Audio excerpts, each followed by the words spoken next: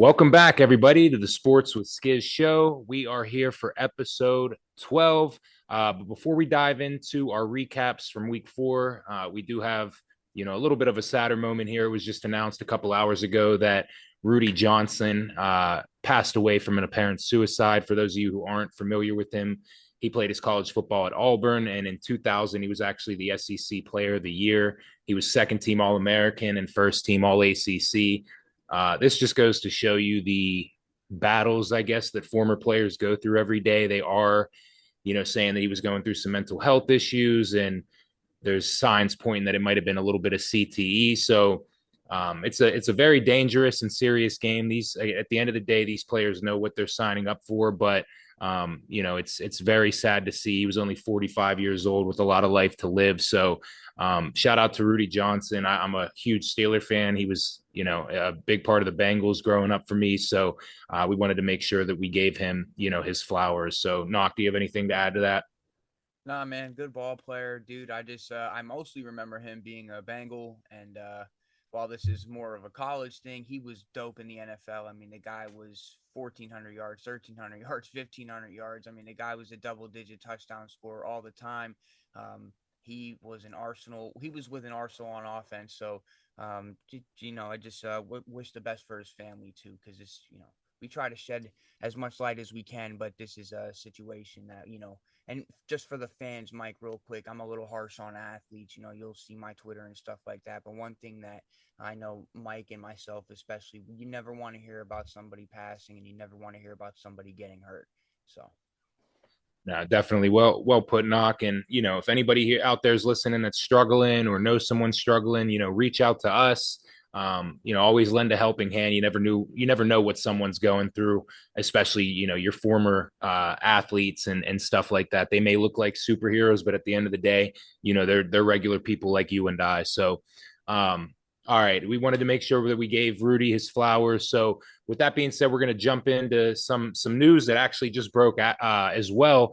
Mike Gundy is out at Oklahoma State. That ends his 21-year run, I believe, with them. He started back in, I want to say 2005 or '04, something like that. Played quarterback there, but I mean, I knew that this was going to be coming. Knock. I don't know if you saw our Twitter page. I kind of tweeted out that I kind of called it. He was one of my big losers from last weekend with that embarrassing loss to Tulsa on Friday, but I knew it was coming. I just didn't think that it was going to come during the season. But like I stated in my winners and losers, this is the worst team that I've seen in that Oklahoma State fans have seen in decades, to be honest with you. I'm used to, the 9 to 11 win teams. I mean, hell, 2 years ago, they were one play away from making the college football playoff, which is crazy. So, Knock, what do you got on that? you know, for the record here, Mike Gundy, total legend, 190 wins, 70 losses, the most in Oklahoma State history by far. I just don't think that anybody will ever touch that. The guy was stellar. I'm 40. Remember? Yeah, I'm yes, 40. sir. You talk to That was me his like that. claim to I'm fame 40. right there. So, That's what I remember. no, but you know what? A lot of fire and a lot of passion. I think just some of these guys are getting older, and NIL and the way that the game, and not just the game, but the logistics and the oh, what's the word for it? Politics of it Yeah, all goes. You know what I mean? He's probably just worn down. And Oklahoma State, by the way, Mike, I bet on them. Uh, I didn't. live down 10 at an even number, and I agree. He's got to go. Yeah, this Love him. is I don't know the guys that he kind of brought in, but I kind of knew the writing was on the wall when the week going into their game against Oregon about a week or two ago, and he was complaining, about how much Oregon spends for their football team. And I mean, hate it or love it, that's the name of the game right now in college athletics. So I do see a lot of these guys kind of fading off, and you never know. I mean, he's 58 years old. I think he still has some coaching left in him, but he's just got to adapt. You got to get over in that stubbornness. Like he came into college football and the head coach whenever they ran everything. They were at the top. They were the GM. They were the head coach. They did all the roster stuff. Now it's like, hey, buddy, you got to be able to adapt. And another guy, we could transition over that too, that we're seeing struggle. Dabo Sweeney and Clemson. Just another absolute terrible performance. Again, we spoke about Gundy. Dabo was another one that was complaining earlier in that week. If Clemson's tired of winning, fire me. I'm still going to coach. If they don't want to win, I won national championships here. It's a what have you done for me lately league. All right. What have you done for me lately? And right now, lately, they're 1-3. It is a dumpster fire. People, I understand that there was a delay. That stadium was like empty before that even came back on. So I don't know, Knock. I know that you got some choice words of this. Shout out to Syracuse. Shout out Fran. I know it's embarrassing losing to a guy named Fran. That's a terrible name for a guy to have, but No, dude. Listen. The guy went in and said, "Listen, we're probably gonna go 6-6. Maybe that's a maybe. Um, they're awful. They are just so bad. I said it in my winners and losers. Dabo, like you said, he's just another guy. He's gotta go and adapt. I think a guy, by the way, like Mike Gundy can go to like the MAC and be awesome, you know? yeah. Um, Yeah. but like, yeah, dude, I don't know what's going on. Syracuse didn't have their starting quarterback basically for the entire second half. He tore his Mm-mm. Achilles. I mean, Yeah. that's Was like, it his I mean, Achilles or his ACL?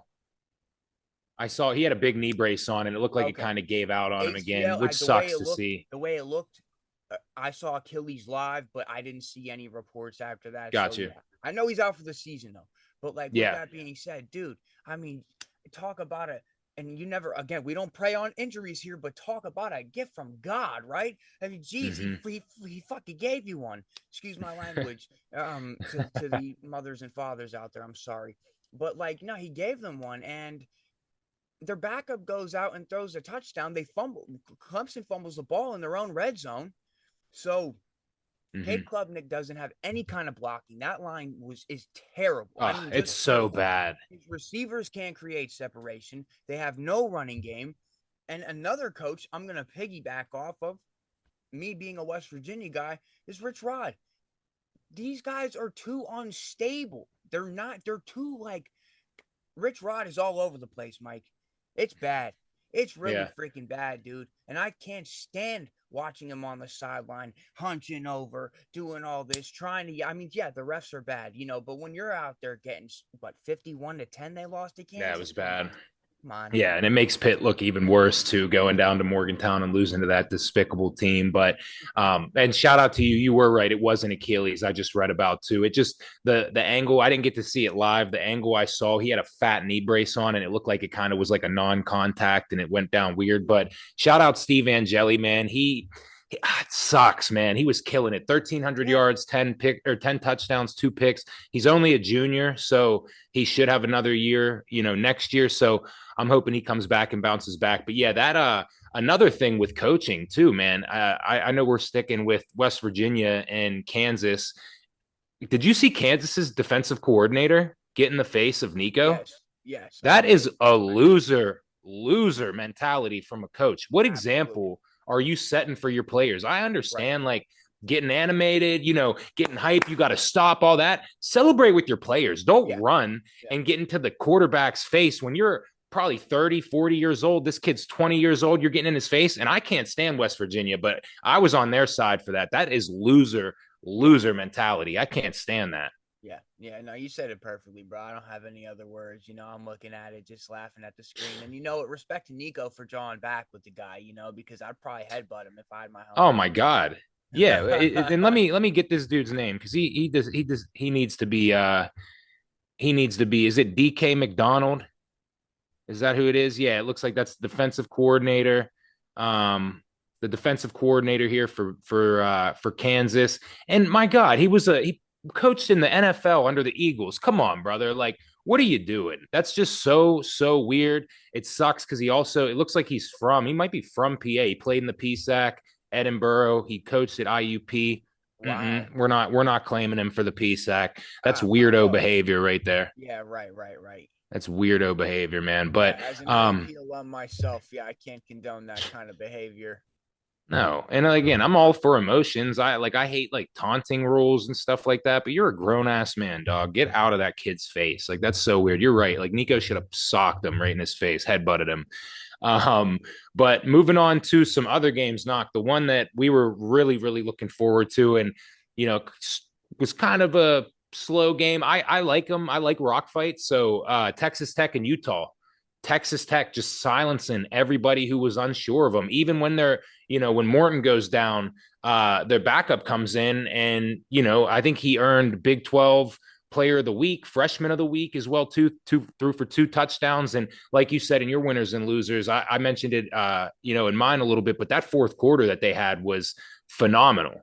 Will Hammond, shout out to you, brother, for coming into that tough ass environment up there in Utah and silencing everybody. Boy, Texas Tech's defense, knock, is phenomenal. That dude that they got, the middle linebacker, Jacob Gonzalez, he's a beast. And you know what's crazy? His wife might be even I don't even know, doper than him, if you want to put it in a sense. She's a helicopter pilot for the Army. Oh hell So yeah. she's a tough one too. So like that's a power couple right there. Shout out to their kids. They're gonna they're gonna be phenomenal ball players. I know that. Yeah, we're talking about 11 tackles, interception, forced fumble. The guy went crazy. And Texas Tech had me very nervous there in the first half. But again, it's a tough environment going into Utah. But that fourth quarter, they were 10 pretty a.m. spectacular. And I went to use the bathroom. I was at the bar. I went to use the bathroom. Come back, it's over. So you know, Yeah. congrats to Texas Tech. But you know what? That's quarterback continuity right there. I understand that you built, and I understand that Baron Morton got hurt, but I'm really riding with the quarterback continuity there, man. I don't Hmm. know how long has Will Hammond been there. I actually don't know too much about I'm him. pretty sure is he a true freshman? He's either a true freshman or a redshirt freshman because he won freshman of the year or a freshman of the week. 116, 116. Yeah. Let me see here. Will Hammond. Where'd he come from? I think he's like been there. I'm pretty sure this is his first year. I think he's a true freshman. From Austin. His Okay. class is listed as a freshman on ESPN here, what I'm looking at. Okay. Oh wait, no, he's a red shirt because it looks like he played a little bit last year too. So red shirt. Excuse us, everybody. We could edit that out if so. Hmm. Um, but yeah, shout out to them. Devin Dampier. I mean, he looked lost back there. Their front seven is just so tough. I mean, they held Nakari Rogers, 10 carries, 37 yards. Devin Dampier, 11 carries, 27 yards. Dampier had 2 picks. They also forced 3 fumbles, recovered 2. They were just they were just all over the field. And I forget, is it Cole Wisnowski or whatever his name is? That's a transfer from North Dakota State, I want to believe.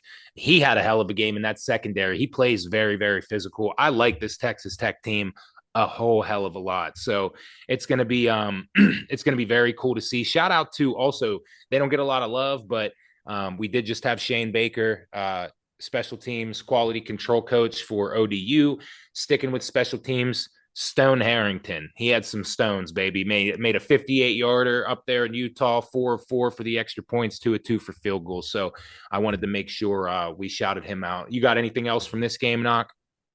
Nah, man, Texas Tech did me justice this weekend, and shout out North Texas again. No, actually, no, it's not. It's not. Shout out North Texas for winning. But listen, when you're up 28-7 versus Army, you Yeah. can't let them run their way to an almost victory. Army had 400 yards on the ground. They Yeah. had 3 guys with over 100 yards. Stop. They gave up I know. 75-yard touchdowns. What? One week you wanna score 1,000,000 points versus Washington State, who played in the Pac-12, and then Army. I can't stand Army, man. Good for them though. I mean, I constantly find myself rooting against them, and I'm so impressed by that team, man. So, Yeah. but North Texas and Texas Tech, man, they did me justice this weekend. Nice. Yeah, it's so, and for people out there that aren't like familiar with the game that are listening, like it's you think that it's so easy to stop Army, but when you don't face the triple option and you're playing a service academy who already like in their own is just so fundamental and sticks to the basics, like you have to be on your P's and Q's. You got to worry about who's going for that fullback dive, who has the quarterback containment, and who's on the pitch man. And if one of those guys loses their traction, see ya. It's to the crib. So like watch the film on the triple option. It is not as easy as people think to stop, especially when you don't face it all but one time a year. A team that I'm really, really disgusted with, I wouldn't care if they canceled their season for the rest of the year, is the Arkansas Razorbacks. You guys suck. I cannot believe that game. They were up 28-10 against Memphis, and Memphis allowed just 3 second half points from Arkansas, who again, SEC, the big bad SEC, no one can touch us. Well, you just lost to an American conference school. So I know Memphis is one of the better non-power five teams, but come on, bro. I don't understand it. You just put up a fight against Ole Miss. I understand they were without their starting quarterback, but my God, Taylon Green, I don't really know what else to say about him. He's like, I don't know. He's just so weird with some of his stuff. I watched him they were up 5 points in the fourth quarter. I think there's like, I don't know, 9 or 8 minutes to go. And they need a first down, or even if they don't get a first down, it's third down, they could kick a field goal. I seen this dude stare at two defenders, just looked them dead in their soul and was like, you know what? Here goes the ball, take it, and just threw it right to him. I just don't understand. 18 of 34, 325 yards, one touchdown, two picks. Ugh, disgusting. Yeah, I didn't catch that game at all. Um, so I'm just taking a look at the numbers here because Taylon Green looked like he went off for 325 yards, He but those didn't. two picks, yeah, Yeah, okay, he he didn't. didn't. He Gotcha. didn't. Nah, Sutton. You want to know who went off? Sutton Smith went off for The Memphis, running back, yeah. 147 yards. Yeah, he was untouchable. He had a 64-yard run. I can't remember. I think that might have been the one that gave them the lead, which was crazy. And I can't remember which one. I want to say it was Mike Washington it wasn't Taylon Green. I think it was Mike Washington or Russell for Arkansas. They had the ball with like, I don't know, a minute and some left after giving up the lead. It's 32-31. All you got to do is hold on to the ball. You kick a field goal and you go up. Well, he fumbled the ball. And that's how Memphis got it back to be able to run out the clock. It was just disgusting. I saw people online saying, if you don't believe in curses, obviously you haven't watched the Arkansas Razorbacks. So I don't know if that's just disgusting. They pissed me off so bad with that. Another good game from the weekend. Michigan and Nebraska. Knock, you want to kick this one off? Yeah. I don't care what the score indicates. I really don't. I mean, because Dylan Raiola, you were saying it to me earlier. He was throwing the ball well. His numbers indicate that he threw the ball well. But Michigan really, honestly, just lined them up. They knew what they were going to come into the game and do. They were going to ground and pound. They were just going to beat the living crap out of them. They know Nebraska is weak defensively in terms of stopping the run. And Justice Haynes it's extremely hard to go for a 75-yard touchdown. He's done it twice this year. He might be one of those guys. But Bryce Underwood, just little drops back the pass, hole opens up. It's a gaping hole that you could drive a truck through, and he goes into the end zone 30 plus yards untouched. You know what I mean? Another running Yeah. back, 45 yards untouched. So, Nebraska and Dylan Raiola, he's got to stop with this, just rolling to the left and trying to flick it. Like, dude, sometimes it Doing works. his underhand And shovel yeah, passes. dude, like, look, it's cool, and sometimes it does work. And again, his numbers indicate that he played well. His offensive line didn't play well. If the O line No, could have they played played better, terrible. if Nebraska could have ran the ball, Nebraska could have won that game, but they didn't. And again, I'm just watching this kid, and he just does unnecessary things when he's got the talent.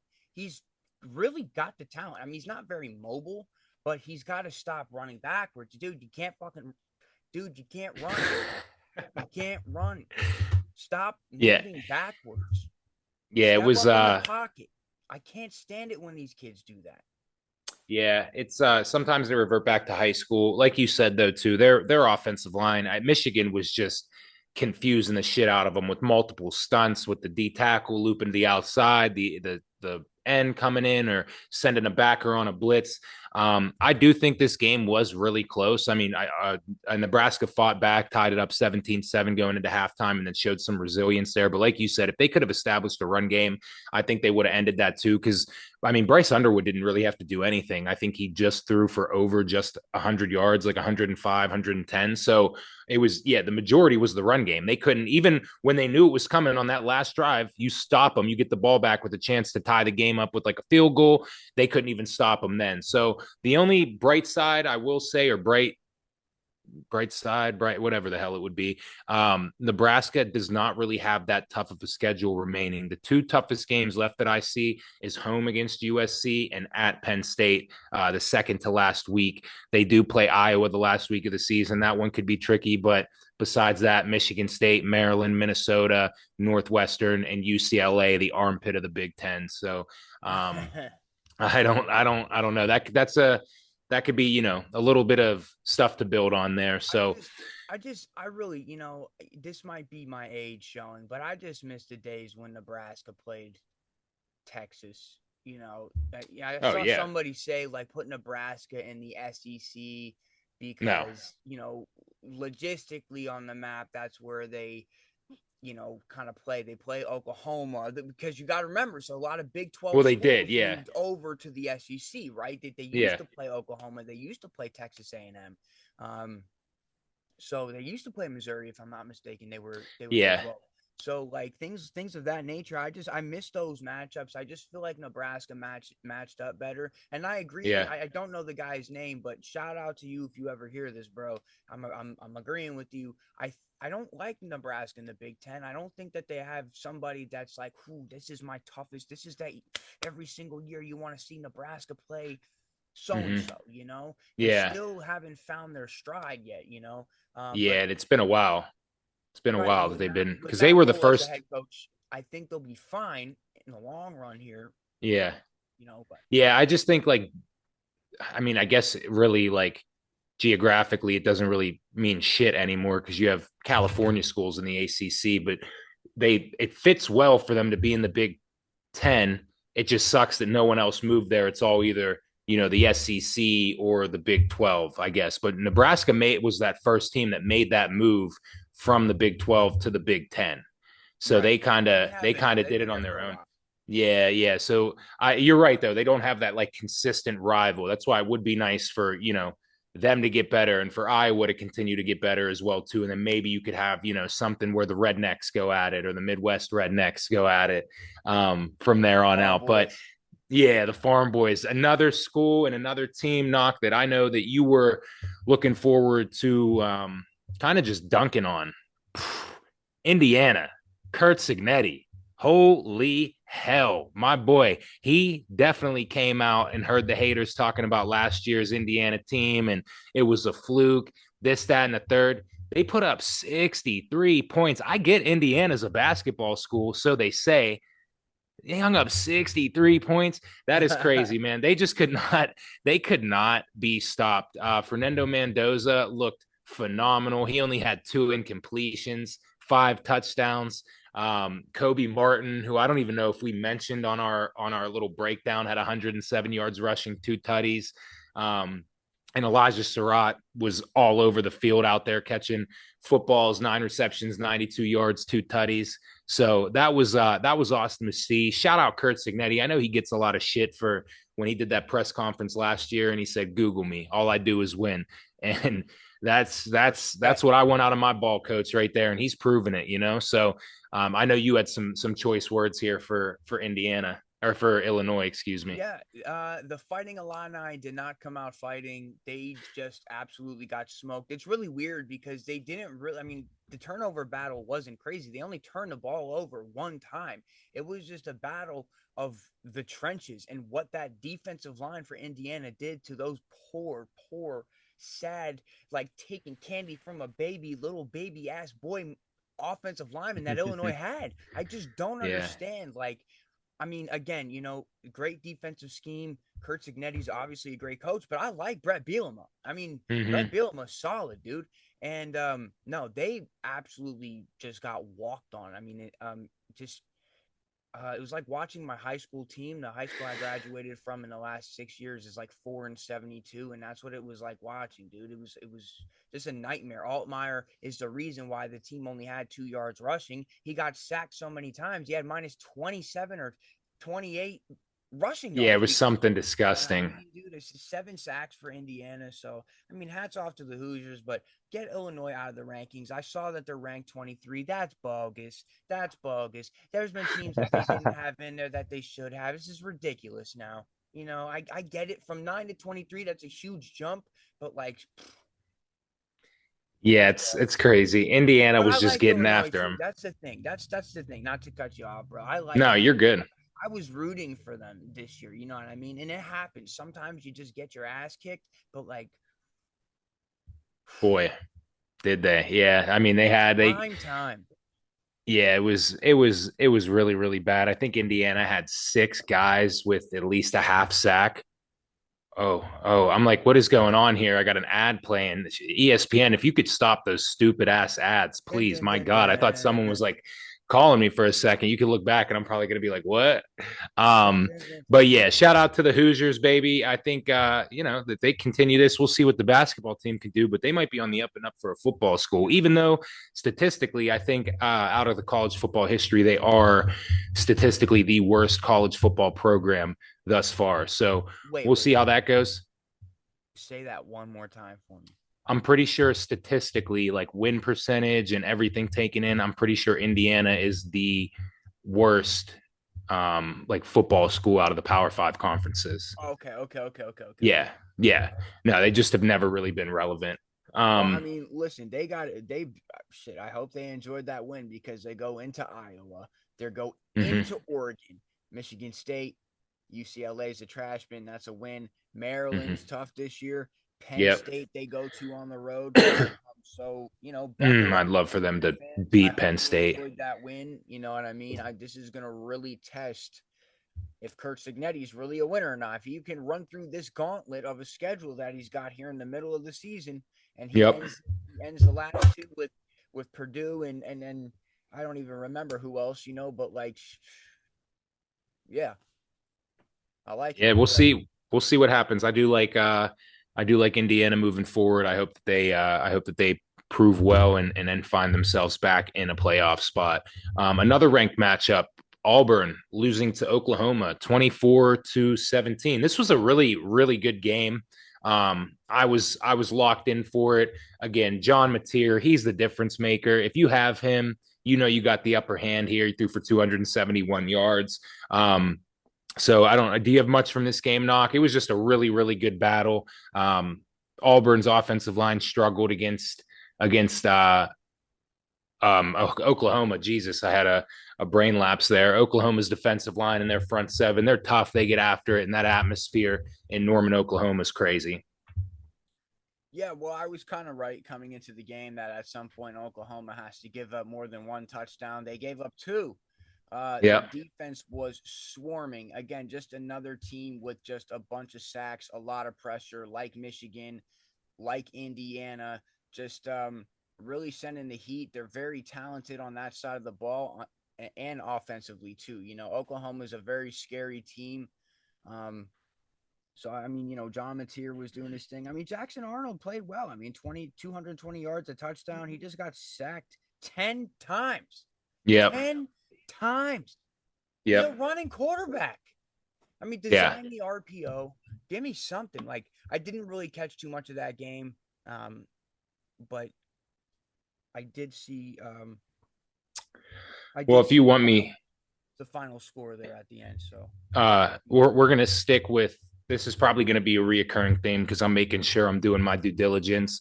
I'm watching the games. I'm bookmarking tweets.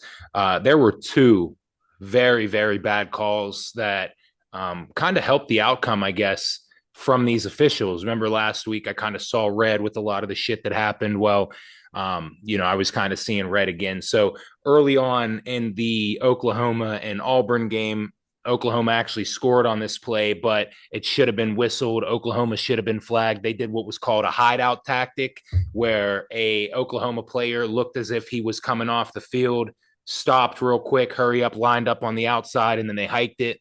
Ended up scoring a touchdown on that. The SEC actually came out and admitted that that should have been a penalty and that it shouldn't have been allowed. So that's crazy.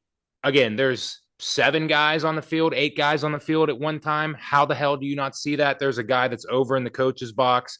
Auburn was going crazy over it. And then probably one of the worst non-pass interference calls I've ever seen in my life. This was actually, I believe, whenever Auburn was going to take the lead. I want to say this was before Oklahoma scored. I can't remember exactly, but number 8 on Auburn was going to attempt to make a catch that would have ended in a touchdown, if not down at the 1. And he essentially got tackled probably 3 seconds before the ball arrived as he was in midair, and no call again. The official, I don't understand it. Instead of looking at the play, is kind of running away, not looking at it. It's disgusting. Something has to change with these damn officials. Do something. It just makes it worse when you come out the next week or the next day and you're like, yeah, sorry, that one's on us. We took Yeah, points away right, from you, right, or we right. gave points to the other team. It's like, get it right. Do something right. Mm-hmm. Nah, man, I thought it was interesting. You and I were watching the game last weekend, and I kind of do enjoy that aspect of like hearing them in the booth and what they're saying to each other. Um, Mm-hmm.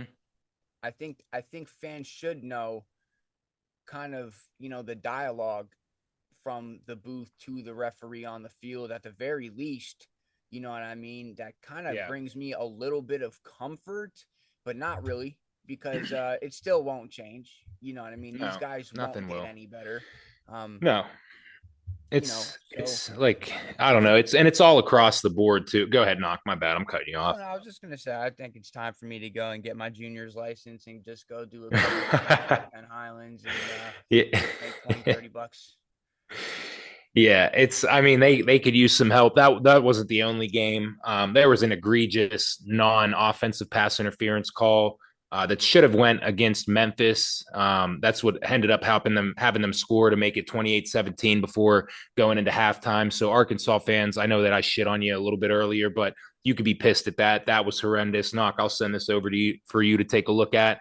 And then I think there was a play also in the Maryland and Wisconsin game where I think a Wisconsin player was going down to cover a kick, hit the returner early. The ref threw the flag and then picked it up, but the dude wasn't blocked in. It's annoying and it's confusing and it's fucking up the sense of the game. Sorry for, using that language, but it really does get me fired up. Like, you have one job, you're supposed to, be good at it. If I'm, bad at my job, my manager could come tell me that I'm doing bad. I'm going to tell these officials that they're doing bad every week. So this is going to be a reoccurring thing where I'm just going to be going at it with officials, and they probably won't hear it until we blow up more. When we blow up more, they're going to make sure that they hear it. I'll put this all in a montage and send it out if we need to. But another game real quick that I wanted to give a shout out to. Shout out to UNLV for coming back. They were down big early. I want to say it was like 24-3, 24-0, something crazy. They put together a couple of different comebacks. I think they tied it up.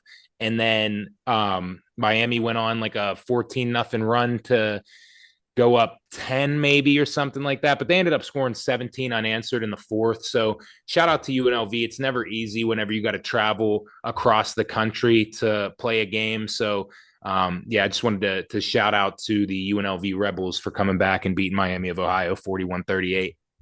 Yeah, UNLV like Memphis, both of those guys, both of those teams are extremely impressive this year.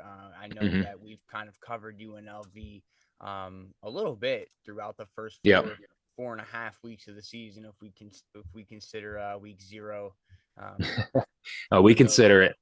yeah, absolutely. Yeah. So good for Yeah. UNLV, That's man. I'm excited to see what they've got going on in Vegas late. I got to see the late push. Got to see if they can follow through. for sure. And one of the things that they gotta tighten up with, I believe, I think they had less this week, but just their penalties have been like absurd on some instances. Let me see if I could pull this up what they're averaging. Well, right now they have 35 total penalties on the year that accumulated to 347 yards. So they're averaging about 87 yards of penalties each game. And I'm sitting here thinking, I'm like, what's going on, especially on the defense? I feel like their defense, gets a lot of penalties for just stupid stuff. You know who's on their coaching staff on the defense? None other than Vontez Burfict, the king of penalties in the NFL. Dude. So I looked at that. That's something that they're definitely going to have to clean up. So, um, feel the Did way that you you want to. did you So watch that game? What was the reason for Miami of Ohio running basically like two quarterbacks? Did somebody get hurt or? I was, to be honest with you, I was flipping back and forth. There were too many good games on that I like wanted to hone in on. One being um, Texas A&M and Utah. I had that just on my big screen, and then I think SMU and TCU. I really wanted to watch that, so I had. But I was flipping back and forth. I really don't know why they were running the two quarterback system. I feel like I don't know if they did that throughout the year. I know they were 0-2, so I don't know if they were trying to maybe see what they could do to be better off and who to run the offense with. But it looks like They they both played pretty well. yeah, is it the Finn dude? Yeah. Maybe he got hurt because it looks like that Henry Hessen, that was like his first game action, I think. Okay. Unless he did anything else, but I think that was his first little bit of game action against UNLV. So maybe they put him in whenever they got up pretty big too. But I feel like I'm just rambling here with excuses, so I have no clue. Okay. That'll Gotcha. sum it up Yeah, for me. I'm on their Twitter page just trying to take a look, but I can't really. There's no definitive answer. I got you. I got you. Another game from the weekend, and then we'll wrap it up here shortly. Florida, Billy Napier, buddy. You see what happened to Mike Gundy today? That's coming for you next. He loses again in another pathetic way, 26-7. DJ lag, get the hell out of the way. Stop throwing the ball. What is going on? 12 of 23, 61 yards. QBR of 24.1. Oh my God. I think I had a better QBR just sitting on the couch drinking beer.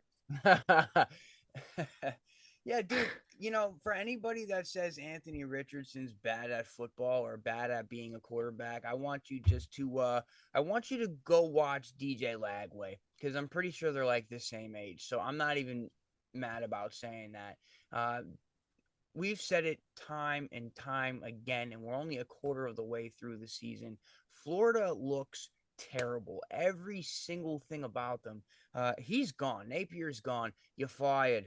You Get him fired. out of there. Get that son of a bitch off the field. So yeah, man, they're bad, dude. Miami though, to you, they look good. Miami Yeah, they, looks they good. didn't they didn't even have to do much. Like Nope. what's his face? Carson Beck. I mean, he didn't even, it wasn't like he was like, wow, he played phenomenal. Like, no, he didn't really do anything. It was more like the run game is what carried them.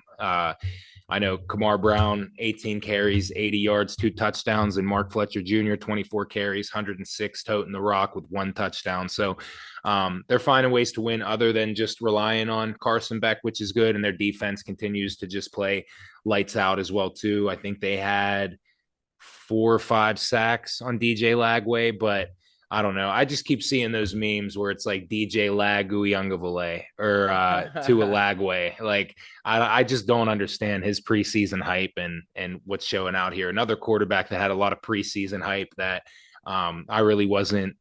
I wasn't a big fan of what he did, but Arch Manning. I don't know if you saw his little stunt that he pulled in the end zone against Sam Yeah, Houston but State. yeah, I guess like Johnny Manziel did that too, bro. but Johnny Manziel was also like living up to, well, he wasn't even really supposed to live up to anything, but he was also going out there and lighting the world on fire as well, That's fair. beating Alabama and all that stuff. But That's fair. I don't know. I'm all for, like I said, I love showing emotions and stuff. I just thought it was pretty weird. The Actually, way that he did it, because it wasn't even like a late tackle or anything like that. He didn't even take him to the ground. So, and then just all the media outlets like hyping it up, I just thought was super, super weird. bro, low key, Arch might be a head case because did you see him push his coach? No, Oh, bro, he did one. It's like you ever been pushed like hard, but it was like a quick like it wasn't like a yeah, full that's extension what of I your used to do arms. to It was people. boom, and he's like, "Get the." It looked like he was saying like, "Get away" or some shit like that. Like he's bro He might be a head case. he might be, especially with all like the Dude, everybody just to put the scrutiny and stuff bro, like yeah, that. you got to imagine the pressure on his shoulders. You know what I mean? Well, like you But you said know what? earlier I in get it. the I get it. season, bro, they But get it's paid now, different. so we're allowed to It's a do that. different kind of yeah. You're right, bro. It just I want to feel bad for him because it is a different kind of pressure. Like, bro, living up to your you have a whole line of great quarterbacks in your family. And Arch, The granddad wasn't trash. The Saints were horrible. It wasn't great, but I've His heard from stats, old yeah, his heads. stats are weird. You His know, stats are weird. Yeah, I've heard yeah, from old heads like even my dad would tell me like he wasn't that bad. You know what I mean? It's just that team was just the worst team ever. So they're yeah. one of them. So he comes from a great line of quarterbacks, and this is just a day and age Not his where it dad though. his dad would have Not been his a great dad. wide receiver, from what I hear as well. Though, Did he get hurt or something? yeah, he had I think a spinal injury or something like that. Ah, I could be wrong. that I could sucks. be. Don't It's quote me so on funny this. how they like all just look like they all look The like same. smack dab alike.